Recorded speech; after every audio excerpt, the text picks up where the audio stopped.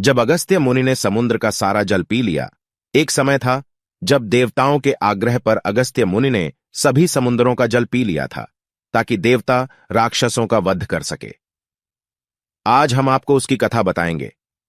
राक्षस राज वृत्तासुर का वध। एक समय दैत्यों का राजा वृत्तासुर था, जो देव राजा इंद्र व उनकी सेना पर आक्रमण करता रहता था। सभी देवता उससे परेशान थे, इसलिए देव इंद्र ने महर्षि दधीचि की स्तुति कर उनकी हड्डियों से शक्तिशाली वज्र का निर्माण किया व वृत्तासुर का वध कर डाला। वृत्तासुर का वध होते ही दैत्य सेना में हाहाकार मच गया। वह सभी अपने जीवन की रक्षा करने के लिए इधर उधर भागने लगे।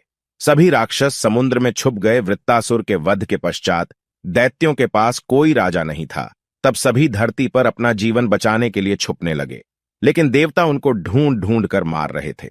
इसलिए सभी दैत्यों ने समुद्र के नीचे छुपने का सोचा ताकि देवता उन्हें ढूंढ ना सके। यह सोचकर सभी दैत्य समुद्र की गहराइयों में जाकर छिप गए। देवता हुए परेशान। दैत्यों के समुद्र में छिपे होने के कारण देवताओं को उन्हें ढूंढने में बहुत समस्या आ रही थी। चूंकि समुद्र अति विशाल होने के साथ साथ बहुत गहरा भी था, वह साथ ही पानी के अंदर देखा नहीं जा सकता था।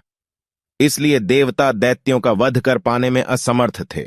साथ ही दैत्य रात्रि में समुद्र से बाहर निकलकर ऋषि मुनियों पर आक्रमण कर उन्हें खा जाते थे, जिस कारण देवताओं की शक्ति कम होती जा रही थी।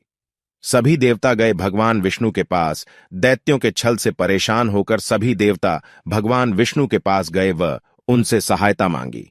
भगवान विष्णु ने कहा कि दैत्यों को तभी मारा जा सकता है जब समुद्र का जल सूख जाए। इसके लिए उन्होंने उपाय सुझाया कि पृथ्वी पर ही अगस्त्य मुनि नामक एक महान तपस्वी रहते हैं, जो अपनी शक्ति से समुद्र के जल को पीकर उसे सुखा सकते हैं। फिर देवताओं ने मांगी अगस्त्य मुनि से सहायता। भगवान विष्णु से आदेश पाकर सभी देवता अगस्त्य मुनि से सहायता मांगने गए। जब ऋषि अगस्त्य ने देवताओं की समस्या सुनी, तब वे उनकी सहायता करने को तैयार हो गए। वे सभी देवताओं के साथ समुद्र के तट पर गए। वह अपने हाथ से जल लेकर पीने लगे। देखते ही देखते सारे समुद्र का जल समाप्त हो गया। वह दैत्य उसमें साफ दिखने लगे। दैत्यों के बाहर आते ही सभी देवताओं ने उन पर भीषण आक्रमण कर दिया। वह सभी का वध कर दिया। कुछ दैत्य डरकर वहां से भागकर पुनः पाताल लोक चले गए।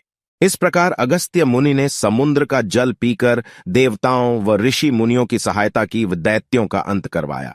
जब देवताओं ने राक्षसों का वध करने के पश्चात अगस्त्य मुनि से समुद्र का जल वापस लौटाने को बोला, तो उन्होंने इसमें असमर्थता दिखाई व उन्हें बताया कि अब वह सारा जल पचा चुके हैं। फिर सभी देवता भगवान ब्रह्मा के पास गए।